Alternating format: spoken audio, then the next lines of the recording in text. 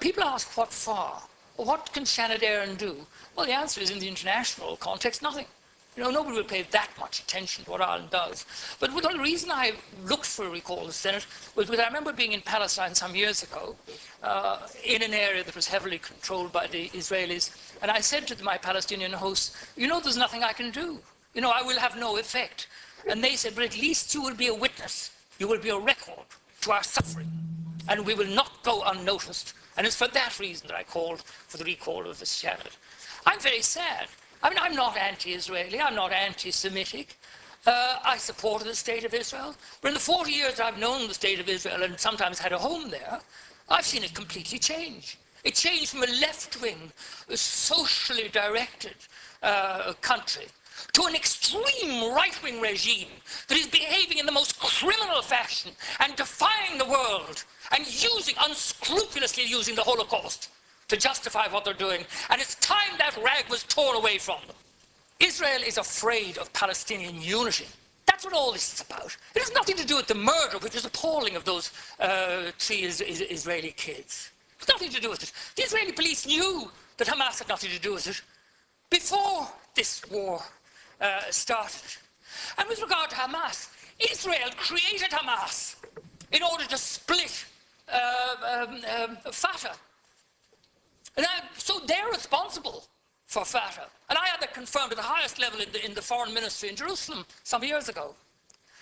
And I have to say, it is astonishing to me that the West prates about democracy. Every time an Islamic government crops up around the Mediterranean, they refuse to deal with it. They subvert it. They destroy it. Where's the democracy in that? We may not like it.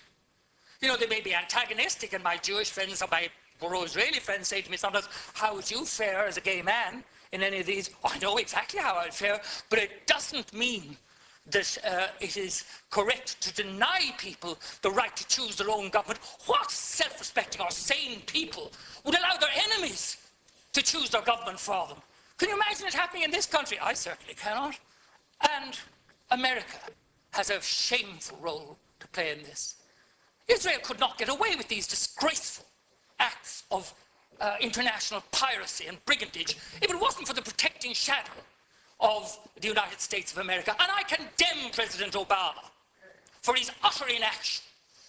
And I have to say, I was taken a bit aback when I saw they'd added in Ukraine, which is irrelevant. It's a bit of whataboutery. What about Syria? What about the Congo? What about Iraq? What about everything? What we should focus on is the one thing it does, Minister, is it shows the extraordinary discrepancy. At the instructions of the Americans, we're prepared to boycott, to go in after the Russian banks, to do this, that, and the other. And what do about Israel? We don't even mark a protest note with our vote in the Human Rights Commission of the United Nations. I think that's shameful, absolutely shameful. And as I interjected, it would be better to be one country in the right than with all the rest of them in the wrong. There are no words to describe what happened yesterday in Jabalia. 6 attacks on schools, and these are deliberate. I have no doubt. Because you had 3,300 people sheltering there. They'd been directed there by Israel. The coordinates were given 17 times. How could anybody claim that they didn't know what they were doing? Israel's policy is shoot first and weep afterwards. Oh, did we hit children? What a terrible tragedy. Nobody believes you anymore. You're doing this to exert pressure on Hamas. But I'll tell you this, you will not resolve this problem until, as we did in this country, you involve both of the participants. There's no point in having any kind of an alleged truce that only has one side in it. And it was laughable, the rubbish produced by the Israelis, the Americans, and the Egyptians. They didn't consult Hamas. I mean, that is just utter, absolute madness. And Tony Blair was involved in it. My God, that man is shameless, utterly shameless. He should keep his face out of the Middle East after what he and George Bush on the other side, done. Yes, there were 3 mothballed schools used to store weapons. But this was discovered by the UN and reported by the UN, not by the Israelis. Then there's a situation where entire families are obliterated. In one case, 20 members of one family slaughtered. And the children, the disproportionate amount of women and children killed in this situation is a violation of all the spiritual beauty that Judaism stands for. The respect for life, the fact that if you save one life, you've saved the universe. All this blown out of the window. And blown out of the window, as I saw, by the arrival of 1,200,000 extremely right-wing former citizens of the Soviet Union. And can I just say this? I think it's time people told the truth about what people are saying in Israel.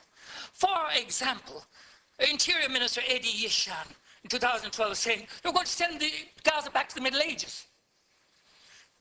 Defense Minister Matan Vilnai said they were going to visit the Holocaust on the Palestinians. That's Nazi talk. I'm not saying that that man's a Nazi. He's describing himself as a Nazi. What to do? First of all, remove the embargo. That has to be done. Then, the Euromed agreement. I mean, there are human rights protocols attached to this. Time after time in the Foreign Affairs Committee, I've asked for this to be monitored. They won't even monitor the human rights agreements. What human rights are there when there are thousands of women and children being killed and injured? Israeli goods, particularly in the settlements, should be boycotted. And I believe there should be an expulsion of the Israeli ambassador. I delayed in saying this, but he has his fingers in his ears all the time. And he just repeats slogans from Jerusalem. 1 minute, thank you very much. I've had a very considerable volume of correspondence, 90% of it supporting the Israeli side. And I respect all my correspondence. But it's obviously an organized campaign, and they all say, thank Ireland for voting the way they did at the UN. That tells you. And the Israeli spokesman all mark you with South African, English, or American accents, talking about the land of Palestine. They all congratulate us as well. I believe that the United Nations should accept full and permanent responsibility for the welfare of the people of Gaza. And if that means an international force going in, that's fine. This country should explore the possibility of using our civilian services like the ESB to rebuild the only power station in Gaza.